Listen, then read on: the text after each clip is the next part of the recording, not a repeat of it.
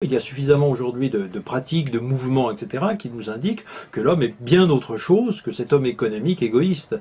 Et que, certes, si nous vivons tragiquement avec le capitalisme d'aujourd'hui, ce qu'on appelle la tragédie du non commun, de l'absence de commun, il y a néanmoins des forces alternatives, des forces anticapitalistes et des pratiques qui développent justement des formes de coopération, des formes de coactivité. Et puis, plus encore, je crois que le mouvement même de la modernité comporte un élément extrêmement fort, extrêmement puissant, qui est celui de la démocratie. C'est-à-dire que quand nous parlons d'autogouvernement, qu'est-ce que nous faisons ?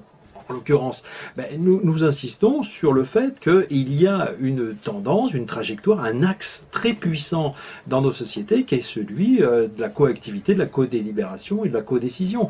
Et que c'est ça qui est au cœur des luttes anticapitalistes et qu'il faut faire réémerger, qu'il faut en quelque sorte, dont il faut donner le principe aujourd'hui. Nous, ce que nous disons, c'est que la contre-force en question, elle doit être elle aussi instituée. C'est-à-dire qu'elle ne va pas jaillir spontanément ni de la technologie, ni des relations sociales, ni d'instincts comme ça qui seraient à l'état naturel.